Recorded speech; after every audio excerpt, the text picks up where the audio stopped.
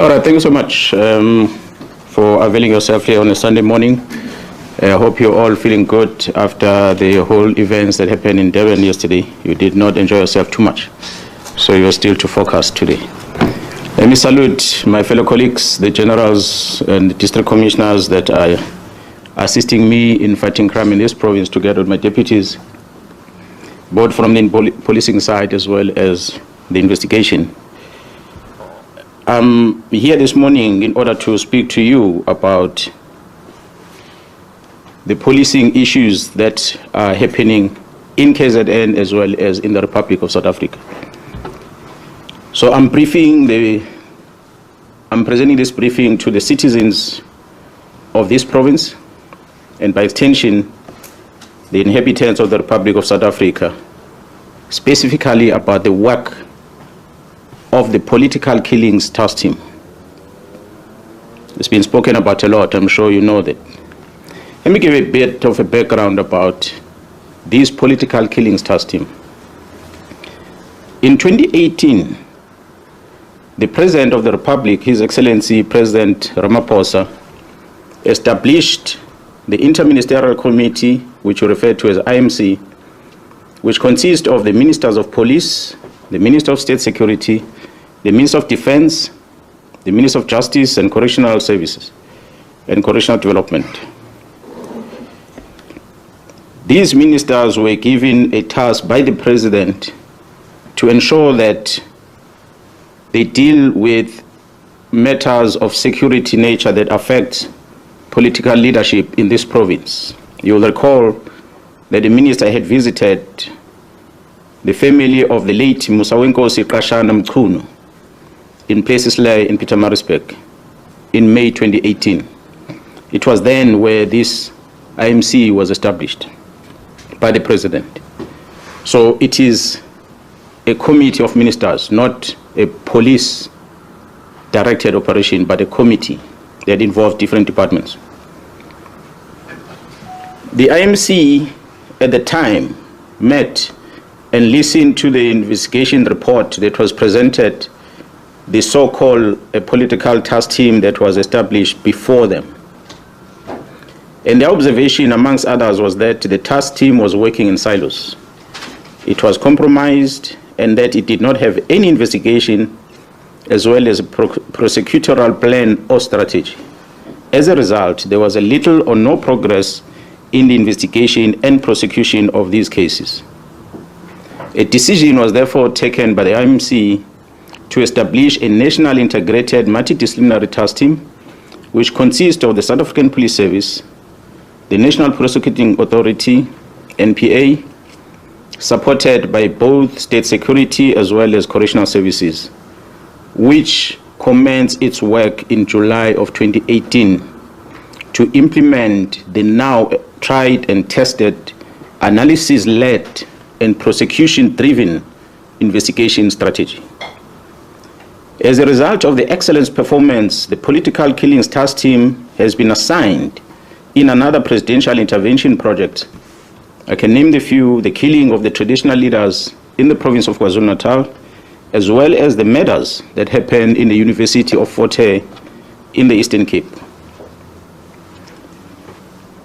Since the establishment of this political killings task team in July 2018, the team has been investigating a total of 612 case dockets.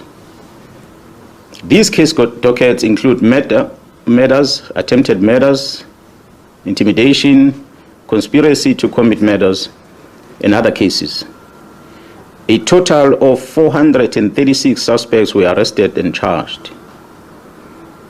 156 firearms were recovered, of which 55 of them were linked directly with ballistically through our forensic testing to the political related cases. An additional 35 suspects who are members of the South African Police Service were arrested. The notable one is the one who's now in prison, who's been working with the parliamentarian who was involved in the murder, about the murder of one Senzo Mchunu. We're going to talk about that later. A total of 128 accused were found guilty on 106 cases. 29 accused were sentenced to life in prison. 40 accused were sentenced between 10 to 35 years. 25 accused were sentenced between 1 to 9 years. 23 accused were sentenced between 3 to 12 months. And there's quite a lot of awaiting trial prisoners that are going to be finalized in a few weeks. So a total of sentences that is total number of years that has been given, if I add all of them, amounts to about 1,801 years of imprisonment. This is the work done by the team since 2018 to date that have led into the successful prosecution because of this integration working between the SAPS and the prosecution. On the 26th of March 2025, this year, a total of 121 case dockets that were under investigation were taken away from the task team as directed by a Deputy National Commissioner Crime Detection, a Lieutenant General Sibia, who was acting on the instruction of the Minister of Police to disband the team. This was done without the authority of the National Commissioner, nor I, as a Provincial Commissioner, was never informed. These case dockets have since March been sitting at the head office ever since, without any investigation work done on them. 5 of these dockets had already instruction to arrest perpetrators, but nothing has been done because a Lieutenant General Sibia, being instructed by the minister, executing instruction of the minister, withdrew all these dockets and they are sitting in archive in his office in Pretoria. God knows why.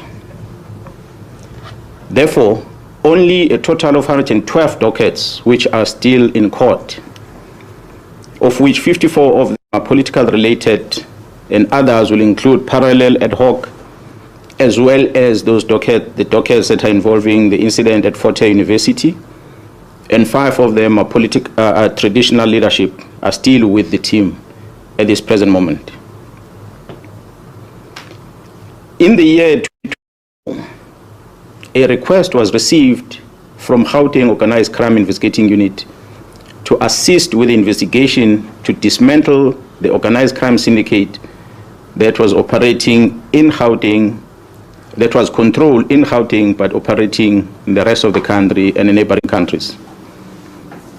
I, as a Provincial Commissioner, took a decision to deploy 10 members from this political killings task team to go and support this organized crime unit in Gauteng. I can tell South Africans that this decision was a for the disbandment letter of this team because they overstepped their mandate of only focusing in KZN. They went to support Gauteng organized crime unit with the dismantling of a criminal syndicate. And I can confirm before the South Africans today that the investigation which these members were involved with in Gauteng has unmasked the syndicate. And this syndicate involves, amongst others, politicians who are currently serving in Parliament.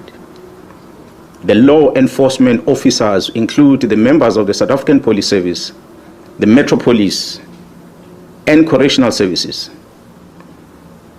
They include prosecutors in Gauteng province, the judiciary, and all these are controlled by the drug cartel as well as business people in that province of Gauteng. This act, of course, undermines the criminal justice system in this country. Mr. Brown Mokhotsi sends a WhatsApp message to myself, Lieutenant General Mkhwanazi, regarding the allegation on the defeating the ends of justice matters which were widely publicized, which involves an incident that happened at the correctional service at Mpangeni in KwaZulu-Natal. Mr. Brown sends this message in September last year, long before the news came out in public about the incident that happened at Mpangeni. He sends this message. In this message that he sends to the Provincial Commissioner, he attaches a police letter and he attaches a copy of the occurrence book, a register that is used at the police station that's supposed to only be accessed by police officers. But Mr. Brown, who's not a police officer, attaches those in his message and he sends it to the Provincial Commission. His word says, is a plot to charge you. Mr. Brown Mkhwanazi also sends a screenshot of a presentation that was made on the 30th of September 2024, a presentation that was titled 2024-2025 Division Crime Intelligence Policies. He sends this to myself, Lieutenant General Mkhwanazi, as a Provincial Commissioner of KwaZulu-Natal. Surely this must have been a classified information where crime intelligence are presenting their policies. But this man has access to that, and he's not a policeman.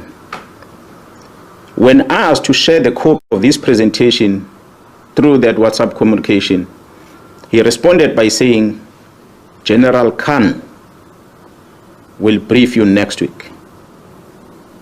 There's only one General Khan in the South African Police Service, so is one Lieutenant General Sibiya in the South African Police Service. I've never heard of any other Lieutenant Generals in any other way in the security cluster in the country with the very same names. So I assume that I know very well. He further wrote on the very same WhatsApp message. He said that, I quote, the minister is briefed. He has just arrived in Lusikisiki, end quote. You will recall, colleagues, that we had an incident in Lusikisiki, a mass murder that happened there. And the Minister of Police had gone visiting the families and that crime scene. So after this communication, the Provincial Commissioner called the Chief of Staff, Mr. Nkabinde, the Chief of Staff of the Minister of Police, and asked the Chief of Staff, who is this Brown Mkhwanazi? This Brown Mkhwanazi seems to be traveling with the Minister to Lusikisiki. Who is he? Because I've never heard of him. The response from the Chief of Staff was that Mr. Brown Mkhwanazi is an associate of the Minister, but is not employed in a department. That's when I got a confirmation about Mr. Brown Mkhwanazi. Then I asked the Chief of Staff to send the phone number of this Brown Mkhwanazi, of which he did. It is that number that made me to confirm that indeed the person who's sending me WhatsApp messages is the same person that is called Brown Mkhwanazi and is from Northwest. On the 5th of March 2025, the South African Police appeared before the Portfolio Committee in Parliament. A presentation was made to this Portfolio Committee by the Provincial Commission of KwaZulu-Natal, which included the allegations of an associate of the Minister of Police, Mr. Brown Mkhwanazi. The Minister denied on record. Go and Google a visual presentation to the Portfolio Committee on the 5th of March this year, towards the end of that briefing, where the Minister of Police responded and he said he does not know this Mr. Brown Mkhwanazi.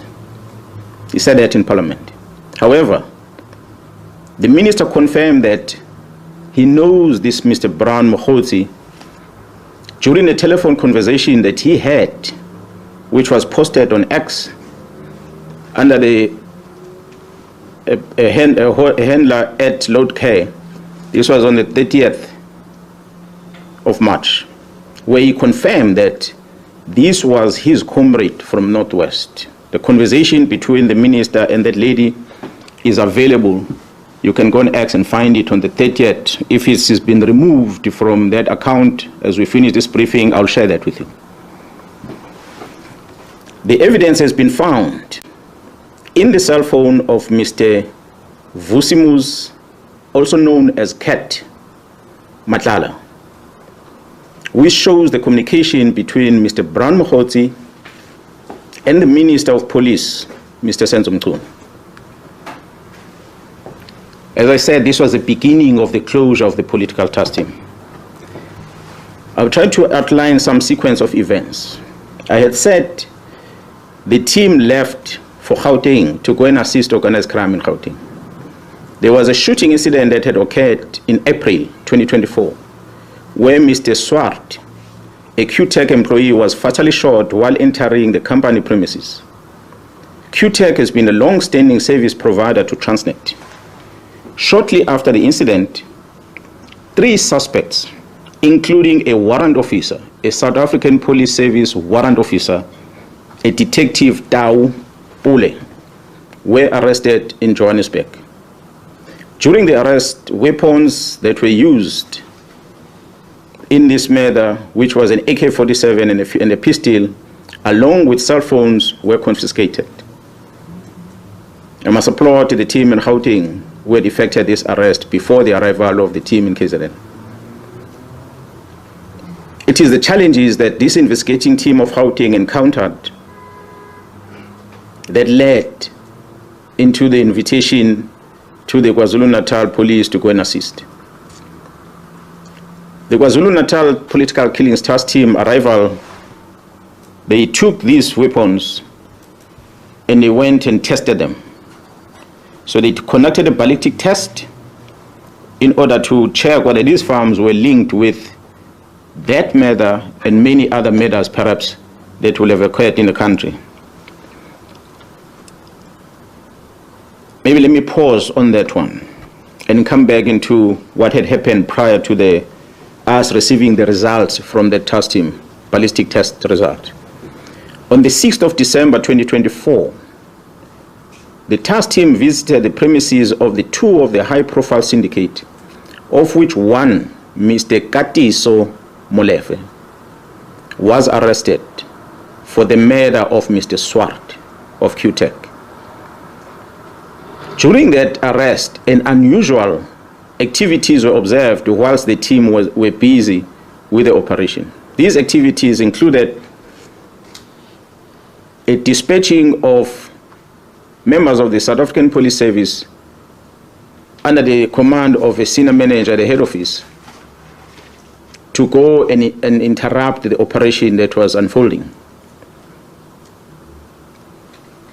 Fortunately, when they arrived there, the members realized that it is indeed a police operation, so they allowed the members to carry out their operation without disturbance. On the 30th December 2024, the ballistic expert issued a ballistic report which linked these firearms not only with the murder of Mr. Swart, but these firearms were linked with a number of high-profile cases. And these cases include very high-profile South African artists that were murdered in Gauteng, which occurred dating back as far as 2021. I'm not going to mention them, but we have them on record. On the 31st of December 2024, the Minister of Police, Mr. Senzo Mchunu, issues a letter to disband the political killings task team and to suspend the filling of vacancies within crime intelligence. In January, February, and April this year, the Deputy National Commissioner Crime Detection, Lieutenant General Sibia, issued written instructions withdrawing all these cases from the task team to his office. On the 14th of May this year, 2025, the task team arrested Vusi Muzi, who is also known as Cat Nhlanhla, for an attempted murder ×3. I must highlight that this Mr. Vusi Muzi Cat Nhlanhla is an individual who was awarded a police contract of over 360 million rand in 2024. An analysis was conducted on electronic communication of this arrested person.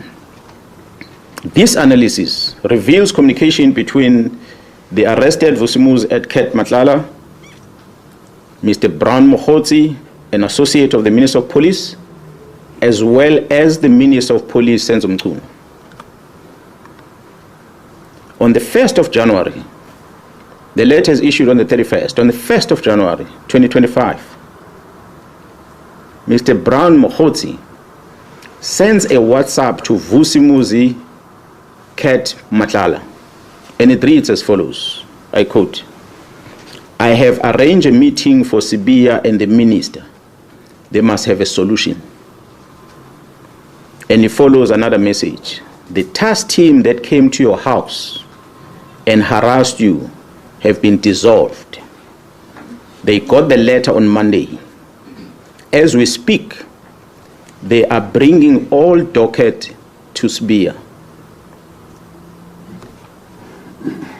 This letter is issued on the 31st of December 2024.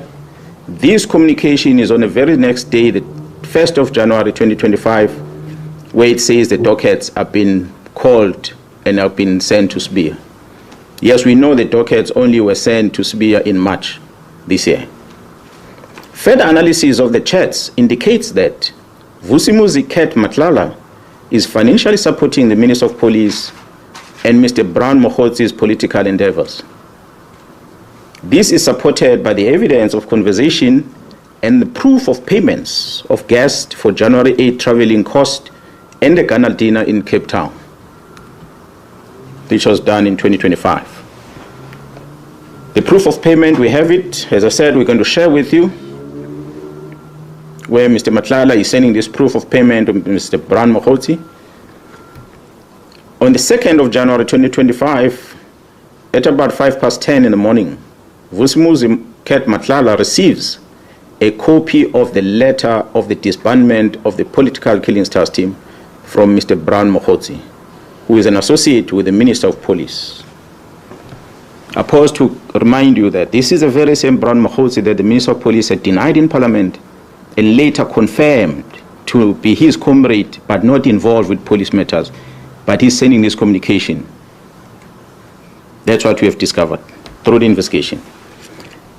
On the 14th of January 2025, Mr. Brown communicates with Mr. Vusimuzi Ket Matlala as follows, I quote, "Sure, don't forget to work on your invoices." On the 15th January, Mr. Vusimuzi Ket Matlala responds with a screenshot of an invoice that he has submitted to the South African Police Service, which I guess was due for payment on his contract. On the 26th of January 2025, Mr. Brown Mkhwanazi sent a message to the Minister of Police, Senzo Mchunu, which reads as follows, I quote, "The guy of the funding in bracket 20 is also in Joburg from Tuesday. He is the one I said has a 3 billion contract with SAPS." Close quote. Open quote, again another message. "I am also meeting with the DNC and the COS today." Now, in the abbreviation, the DNC in the South African Police Service is referred to as the Deputy National Commissioner, and the COS will be, in this regard, the Chief of Staff. He says, "I'm also meeting with the DNC and Chief of Staff today in Durban for finalization of Khumalo and General Mkhwanazi's matter."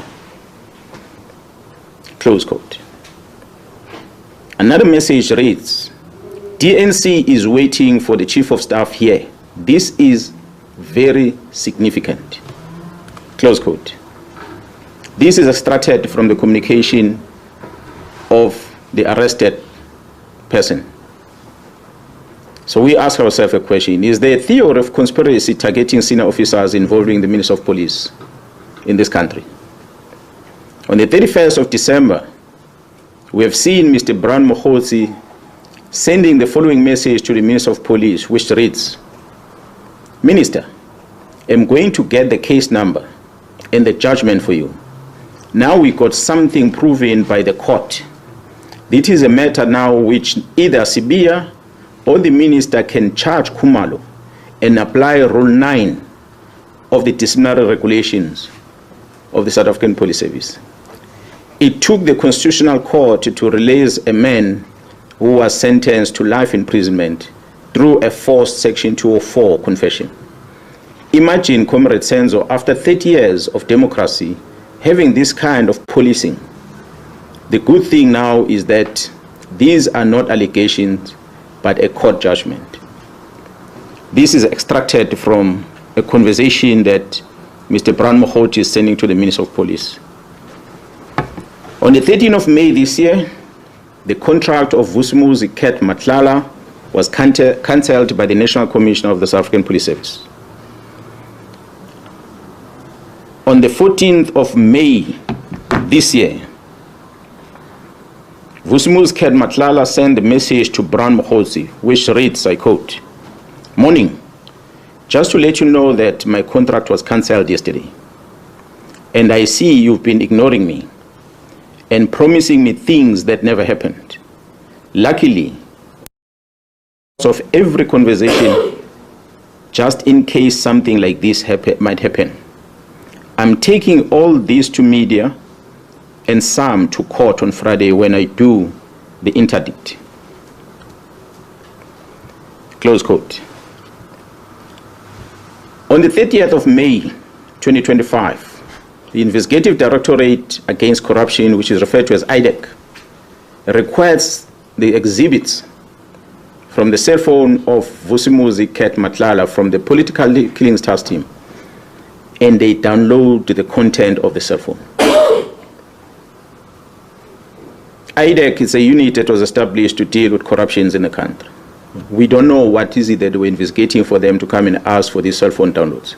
On the 25th of May, on the 30th of May, I beg your pardon. On the 25th of June this year, the project coordinator of the political killings task team is arrested by IDEC. A dramatic arrest. A dramatic arrest.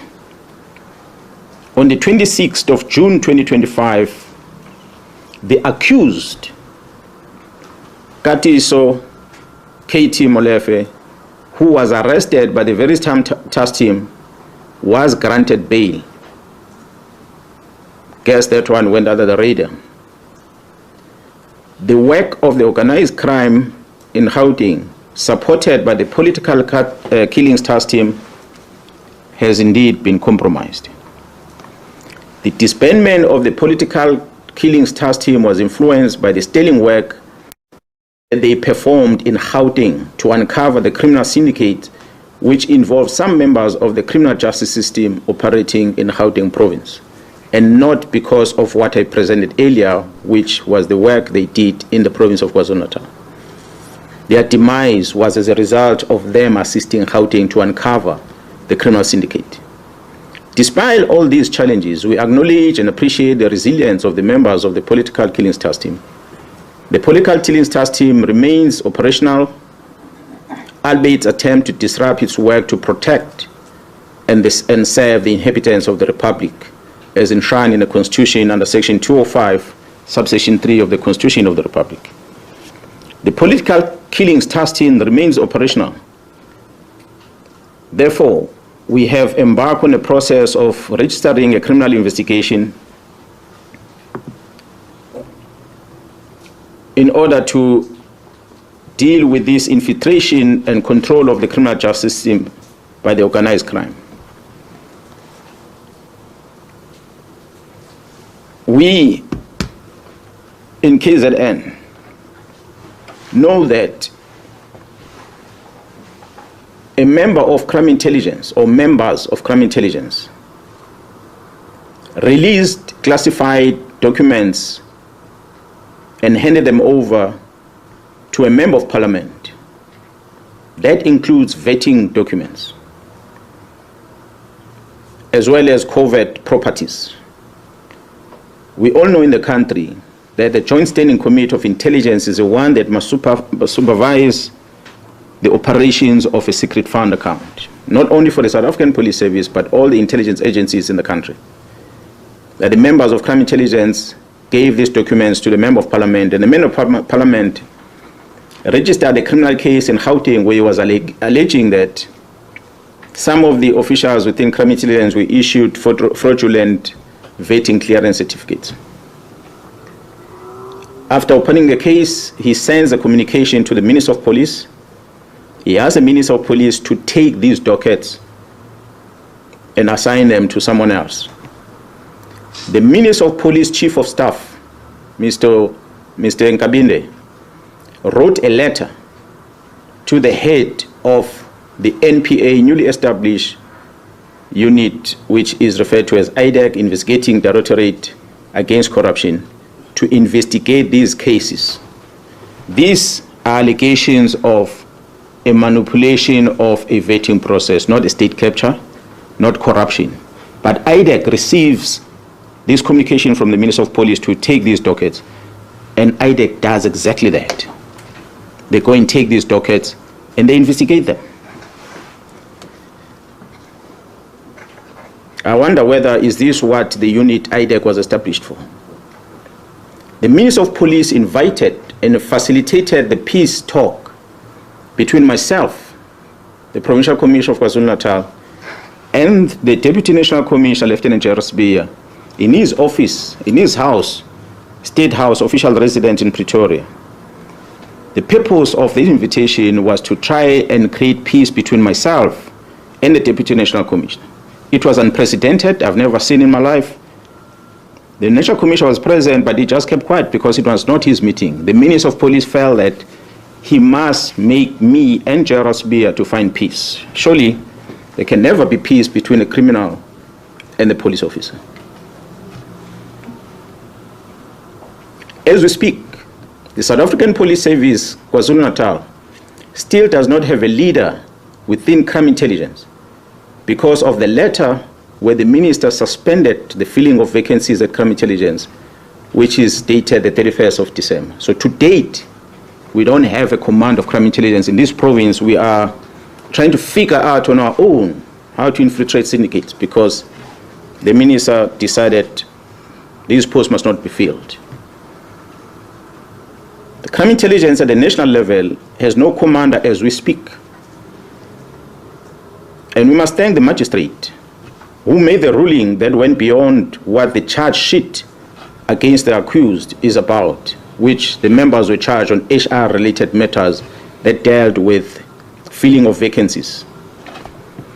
The magistrate directed that these members must never enter any premises of crime intelligence in the country. So which means all the work of crime intelligence had to come to a halt.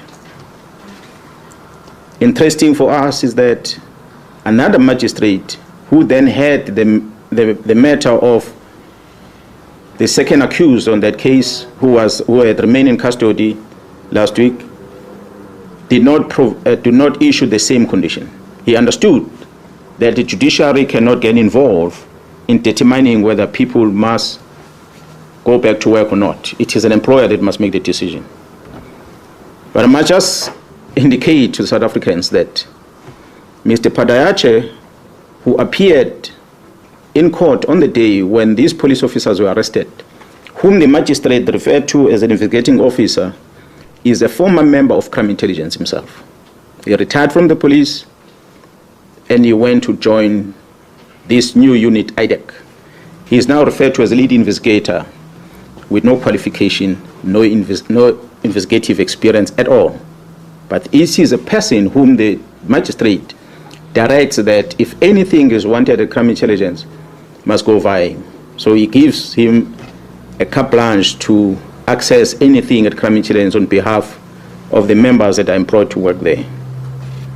The vetting section within crime intelligence has more powers than any other units within that space because they can scrutinize everything about the applicant who's applying for security clearance. And they can manipulate that security clearance process for their own benefit. So I stand here understanding, as leading this province of KwaZulu-Natal, that fighting organized crime remains a priority as directed by government. The National Commissioner remains my commander and the commander of all of us as we wear this uniform. And we must protect this badge and the police. Commissioner. I call on all men and women in law enforcement, the South African Police Service and Metro Police to stand up and protect our people. Yes, sometimes law can stand on the way to achieve justice. We must choose justice. Thank you so much for listening to me. South Africa has seen its fair share of drama, but every now and then, a bombshell drops that shakes the entire nation, and today, it came from KwaZulu-Natal. Lieutenant General Nhlanhla Mkhwanazi, the province's top cop, has dropped serious allegations implicating senior officials within the South African Police Service in corruption. But that's not all. He's also accused none other than Police Minister Senzo Mchunu of maintaining contact with individuals known to be involved in criminal activities. Yes, you heard that right. The very people meant to protect us are now being accused of protecting the criminals instead. This wasn't some rumor leaked in secret. Mkhwanazi made these statements in full view of the media, in a press briefing about operational matters in KwaZulu-Natal. What was meant to be a routine update quickly turned into a national headline. Calm, composed, but visibly frustrated, Mkhwanazi laid out what many have feared for years, that some of the rot in our police service goes right to the top. According to him, SAPS has been in possession of firearms linked to the killings of high-profile South Africans, including well-known artists in Gauteng. But what has been done with that evidence? Nothing. No arrests, no progress, no justice. And if that doesn't raise a red flag for you, it should. Because when firearms tied to assassinations are sitting in evidence lockers while murderers walk free, it tells us that there's either gross incompetence, or worse, deliberate protection of criminals. And now, with these allegations about the police minister being in regular contact with alleged underworld figures, the public has every right to demand answers. What kind of message does this send to the people? To families of the victims? To officers who risk their lives every day trying to do the right thing? Let's not forget, this is coming from Mkhwanazi, a man known for his no-nonsense approach. He's not a stranger to controversy, but he's also not known to throw around accusations lightly. He's built a reputation over the years for being disciplined, focused, and deeply committed to fighting crime in a province that faces more than its fair share of it. For him to speak this boldly means he's either under extreme pressure, or tired of being silent while the system protects itself. Now, the big question: what happens next? The police minister's office will almost certainly deny these claims, and we can expect statements, press conferences, and probably a lot of political spin. But beyond the headlines, the truth remains. If even part of what Mkhwanazi is saying is true, South Africa is dealing with a crisis in accountability. And this isn't just a policing issue. It's a governance issue, it's a justice issue, and ultimately, it's about trust. Trust in the police is already at a dangerous low in many communities across the country. People don't report crimes because they don't believe anything will be done. They fear retaliation, corruption, or just plain indifference. Now imagine hearing that the very top officials, those responsible for leading the fight against crime, might be playing both sides. That's not just disappointing, that's terrifying. So where do we go from here? Well, civil society and watchdog groups are already calling for an urgent investigation, one that's independent, transparent, and taken seriously. Because let's be honest, if the allegations are swept under the rug, we'll just be adding another layer of silence to a growing pile of unanswered questions. And if they're true, then the public deserves justice. Not just for the victims of the crimes, but for every citizen who's ever believed in the promise of a safer South Africa. What Mkhwanazi has done today is not just expose possible corruption, it's sparked a conversation we can't ignore. A conversation about accountability, about courage, and about what kind of country we want to live in. One where criminals are protected by the state, or one where no one is above the law, even if they sit in the minister's chair. The choice, as always, will depend on what we do next.